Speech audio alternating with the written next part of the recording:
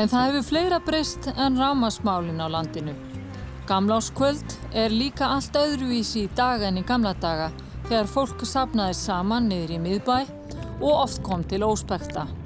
Þá var gripið til þess ráðs að hafa brennur víða í bæjum og sveitum til að dreifa mannfjöldanum og gamlárskvöld breyttist smá saman í fjölskylduhátíð. Mikið kapp var lagt á að brennurnar yrðu sem stærstar og veglegastar og krakkarnir voru duglegir við að safna í sína brennu. Þarna kom fólk með alls konar hluti sem var hent á brennu. Ég man eftir því að menn kom með gömul húsgögn og ýmislegt sem þau þurftu að losa sig við, svona hluti sem að færi með í sorpu í dag. Já, ég man vel eftir því þegar ég ætlaði að fara einmitt á brennuna sjálfur og gerði mistök. Nú, segðu mér frá því. Það var, við buðum öllum í fjölskyldunni, ömmu og afa og öllum í veislu heima hjá okkur. Það var gríðarlegur fjöldi, það var stór fjölskylda og það var allt tilbúið. Amma gamla satt þarna, heiðursgestur og allt var tilbúið. Þá segir Helga við mig, heyrðu, það er ennþá eftir að henda ruslinu fram í búri. Viltu fara og henda? Það er ennþá tími. Svo ég fór einmitt að stóru brennunni. Og hafði mjög gaman að því að viðra mig og hafði gaman að því að henda hlutur langt upp á brennuna. Æfði kringlukast og sleggjukast og alls konar spjótkast. Og þegar ég búin að þess að kem heima, þá sitja bara allir eins og bara lamaði við borðið. Við, ekki allt tilbúið? Jú, segir hún, en það eitt agalegt sem hefur gerst. Og hvað það? Ja, þú sér, ég segi, það allt hérna er rauðkálið og hérna eru drykkirnir og allt og á hverju getum við ekki byrjað? Af því að hangikjötið horfið. Hangikjötið horfið? Já, það bara hvarf. Þú lítur að vera hendi. Þá fattaði ég það, já, auðvitað. Það var eitt sem að ég alveg sveiflaði sérstaklega bókin og alveg langt upp á topp. Það hangikjöt. Já, svo jólahangikjötið horfið. Og það var náttúrulega ekkert með það. Ég náttúrulega hendist upp í bíl og fór að brennunni og varð að klifra upp í þennan stóra bálköst og leita hangikjötu. Ekki á búið að kveiki? Nei, þetta var sem sagt á jóladag. Það var verið að safna í köstin. Og einmitt þegar ég þarna uppi að gramsa, þá er maður sem gengur þetta frækja og fer að horfa upp og segir, hvað ert þú eiginlega að gera hér á jóladag? Og ég segi, ég skal nú bara segja sannleikann. Ég er nú bara að leita að einhverju jólamatinn.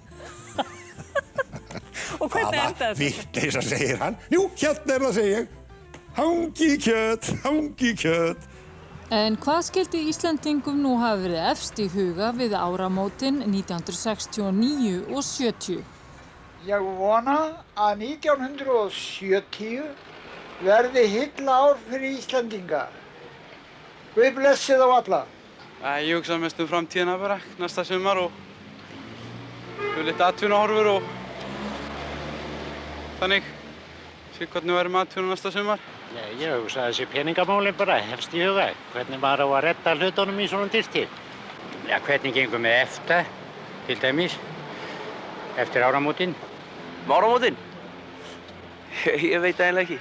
Ekki neitt sérstakt, ég er ekki með neitt. Bara gaman að sjá koma áramót. Það er nú fyrst og fremst nýja árið bara og hvernig við komum út úr þessum vandræðum sem við erum í, efnahagslega. Það er nú eiginlega það sem manni eftir í huga núna. Já, vera heima og hafa rólegt og hvíla mig. Ég er nú oft lasinn og þarf á hvíld að halda og langar ekki að klára út á gamlársdag eða gamlárskvöld og ég hef aldrei gert það. Já, ætli mér sé ekki efst í huga þessi áramót innganga Íslands í EFTA, ég hugsa það. Og að nýja árið byrji vel og við komumst upp úr þessar lægð sem við höfum verið í og okkur líði betur. Já, ég vona náttúrulega nýja árið verði happarsalt fyrir mig og þjóðina. Takk. Ég hugsa mest EFTA.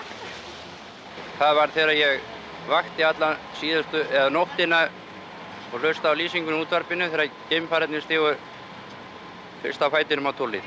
Svona í brennur og svoleiðis. Ekkert annað?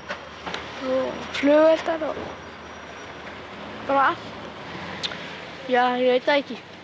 Það er ekkert sérstakt. Ég fer kannski á Eyrarbakka. Mér er eftir í huga hvað árið hefur verið mér gott. Það er sérstaklega gott.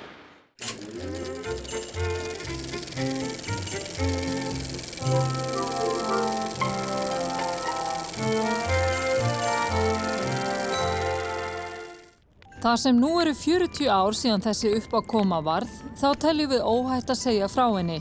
En Sálarannsóknarfélagið hafði samband við fréttastofu sjónvarpsins á nýársdagskvöld og taldi sjónvarpið vera með heimsfrétt. Því framleiðinn maður hafði sést á Brennu í fréttum kvöldið.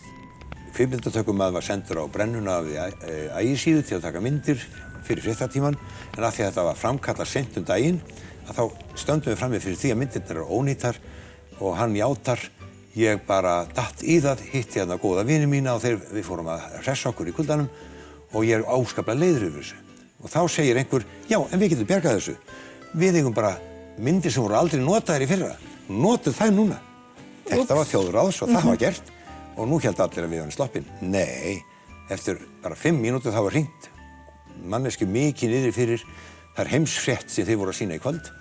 Þarna bara kom hann Guðmundur heitinn, ljóslifandi, náskyldur maður og ég er búinn að hringja í nokkra við erum í stjórn Sálarannsóknarfélagsins. Við erum öll sammála það að við verðum að fá að sjá þetta núna því þetta er einhver merkilegasta myndskeið og eina sem til í heiminum. Og ég náttúrulega eyddi málinu og sagði þið verið bara að koma seinna og hérna þið getið bara gengið að þessu á safninu og rukkað það.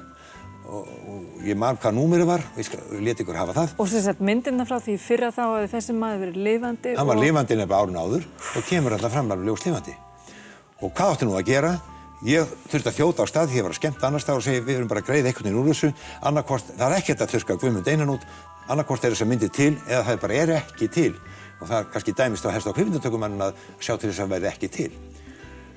Og þannig fór þetta að ég frétti þetta 2 dögum síðar. Þá frétti ég það að þegar að þau komu þarna frá Sálarannsóknarfélaginu í safnið þá var bara manneskjan alveg hissa sem var í safninu. Ég skil þetta ekki. Það er eitthvað yfirnáttúrulegt sem hefur gerst.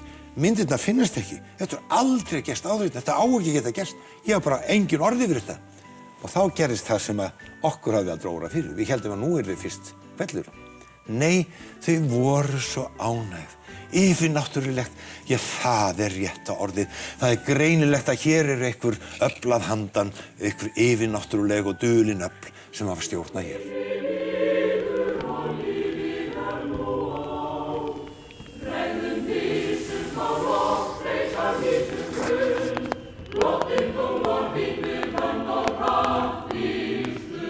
Hvað er nú það skemmtilegast við áramótin að þínum mati? Er það að skjóta flugveldunum eða horfa á skaupið í sjónvarpinu? Já, skaupið náttúrulega er ómissandi en ég er engin flugeldamaður. Ég hef engan áhuga á flugeldum, ég er frekar hræddur við það, bara verið að segja. Eða það er einhver óhugur í mér gagnvart svona sprengi.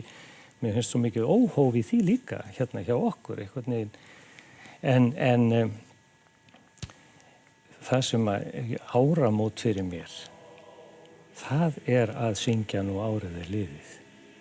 Mér finnst það einhvern veginn, sá texti og sá sálmur, mér finnst það einhvern veginn markera þessi áramót. Það er bæði, það er tregin og það er þakklæti og það er minningarnar, en það er líka vonin.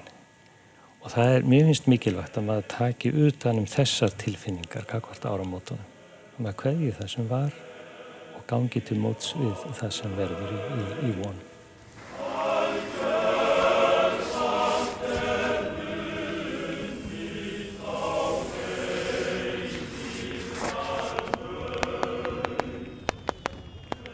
Þessi jólaútgáfa af Einu sinni var verður það ekki lengri. Gleðileg jól og gleðilegt nýtt ár. Sjáumst aftur í fréttaaukanum á nýju ári, árinu 2010.